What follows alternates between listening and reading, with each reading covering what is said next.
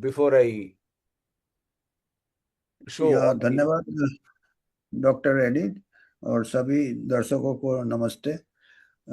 ये जो अभी जो आ रहा है सामने खुलासा आ रहा है एप्स्टीन फाइल्स, हम हेल्थ पॉइंट ऑफ व्यू से भी हमको प्रभावित करता है ये जानकर कि ऐसे लोग एप्स्टीन जो कि एक प्रकार से परवर्ट कह सकते हैं, बिल गेट्स जो उनके काफ़ी नज़दीकी दोस्त थे और उनके बारे में पहले भी खुलासा किया है। एक जर्नलिस्ट है, अमेरिकन जर्नलिस्ट है, Tim Schwab, Bill Gates problem. हम कई बार ये किताब बता चुके हैं। ये 2023 को लिखा है। इसमें पूरे एप्स्टीन के बारे में लिखे हैं, वुमेन के बारे में लिखे हैं, बिल गेट्स के मैरिज के बारे में लिखे हैं, क्यों डिवोर्स हुआ, तलाक हुआ।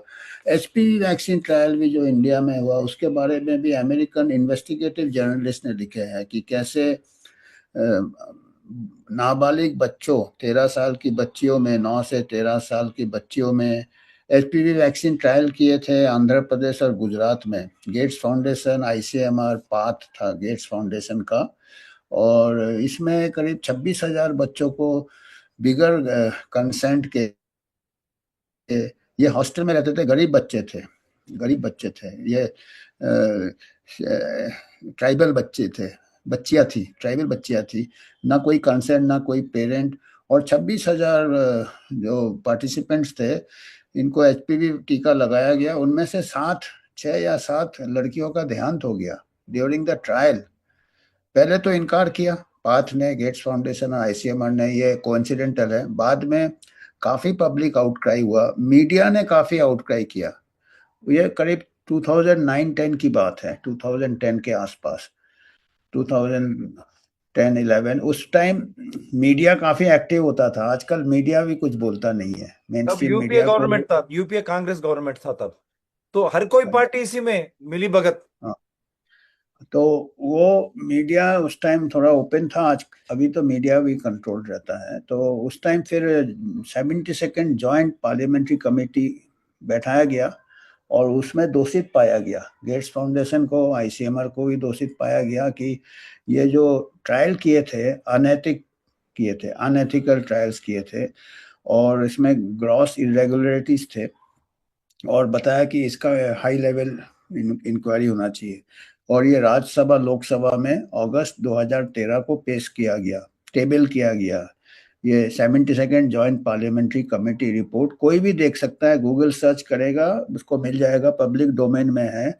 तो इसके बाद तो क्लियर था। और हम as a health point of view, हम अगर साइंटिफिक पॉइंट ऑफ व्यू से देखेंगे, अगर ट्रायल के दौरान ही 26,000 में 7 लड़कियों का डेथ हो जाता, बताइए, यंग गर्ल्स, 9 से 13 साल लड़कियों का डेथ हो जाता है ट्रायल के दौरान, 26,000 में मतलब 7। और सर्वाइकल कैंसर का डेथ रेट क्या है? 1 लाख में 9, 1 लाख में 9 एल्डरली वुमेन को जाके होता है। 50 साल के बाद सर्वाइकल कैंसर अनफॉर्चुनेट है, मानते हैं डेथ नहीं होना चाहिए, पर 1 लाख में 9 डेथ प्रिवेंट करने के लिए आप 9 से 13 साल की बच्चियों में 26,000 में 7 डेथ, ये क्या कॉस्ट बेनिफिट बनता है?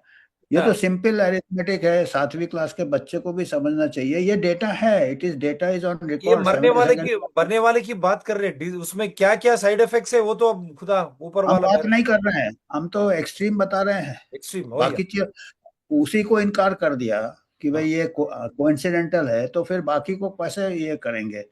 तो अभी तो इसके ऊपर फिर ट्रायल हॉल्ट किया। उसके बाद उसको 2016 को पद्म भूषण मिला, और अभी फिर से एचपीवी वैक्सीन ट्रायल लॉन्च हो गया। एचपीवी वैक्सीन ट्रायल क्या है, तो गवर्नमेंट ने एक्सेप्ट कर दिया, यूनिवर्सल इसको वैक्सीन रोल आउट कर प्रोग्राम, दिया। इसीलिए इसको हम यही। अभी इस बीच क्या होता है, इस बीच जो जिस आदमी ने इसको पुश किया, बिल गेट्स ने पुश किया HPV vaccine trial. Bill Gates जितने भी हमारे हेल्थ कमिटीज में एडवाइजर्स है, national technical adviser and immunisation Gates Foundation है, उसका काफी सालों तक, कुछ साल पहले ही शायद उसको अलग किया है। अदरवाइज वो एंटागी है, नेशनल टेक्निकल एडवाइजरी जो कमेटी है, उसको वो इम्यूनाइजेशन का ये था, एडवाइजर था कि कौन कौन से वैक्सीन नेशनल प्रोग्राम में होना चाहिए। और इस किताब में टिन स्वाब ने लिखा भी है कि ये बड़ा अजीब बात है कि एक डेमोक्रेसी में एक कोई फॉरेनर आके गवर्नमेंट को हेल्थ पॉलिसी एडवाइस कर रहा है। ये लिखा है, ब्लैक एंड व्हाइट में लिखा है। बोलता है और कोई डेमोक्रेसी में हम सोच भी नहीं सकते हैं। तो ये अभी तो उसके बाद अभी जो खुल के आ रहा है वो बड़ा चिंताजनक है। अभी इसलिए चिंताजनक है कि अभी पता चल रहा है कि ये तो एप्स्टीन के साथ ये काफ़ी शोषण करते थे। 9 से 13 साल के बच्चे को शोषण करते थे, उनको एब्यूज़ किया। और जो इंसान का ऐसा जो मेंटल ये है मेकअप, एक प्रकार से साइकोपैथ हम कहेंगे इसको, तो साइकोपैथ है ये। क्या हित में सोच सकता है हमारे इंडिया के 9 से 13 साल के ट्राइबल गर्ल्स में? और उसने तो पब्लिक स्टेटमेंट किया कि इंडिया इज अ लेबोरेटरी। इतना ओपनली वो हमको वो क्या इंडियन जो लड़कियां है वो तो नाबालिग बच्चियों को कीड़े मकोड़े जैसे उसने ये किया। उसका जो दिखाएंगे शायद रेड्डी साहब, उसके जो एक्स वाइफ है मेलिंडा गेट्स, उसने खुद बोला कि मैं उनके साथ हमदर्दी है मेरे को। अब ऐसे लोगों को आप पार्लियामेंट में बुला रहे हैं या पद्म भूषण दे रहे हैं, एडवाइस दे रहे हैं। शर्म की उसने बात है, पूरा it's a shame, it's a national Shem.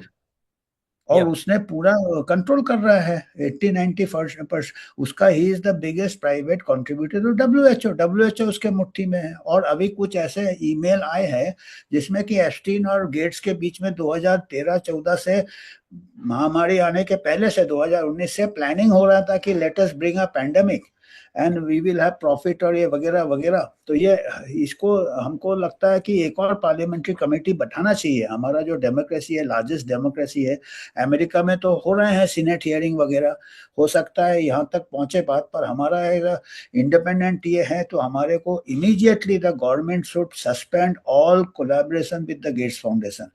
ICMR is also collaborating under letter of intent, research collaboration है। बहुत फंड्स हमारे यहाँ 80-90% जो मेडिकल रिसर्च हो रहा है गेट्स फाउंडेशन है। तो we should get out of this. अगर हमारा डेमोक्रेसी नहीं तो एक बहुत ही कॉम्प्रोमाइज हो जाएगा हमारा हेल्थ ऑफ द पीपल।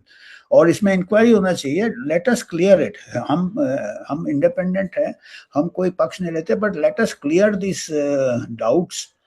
और इस बीच इसको पॉज करना चाहिए और एक और पार्लियामेंट्री कमेटी इसको डिटेल में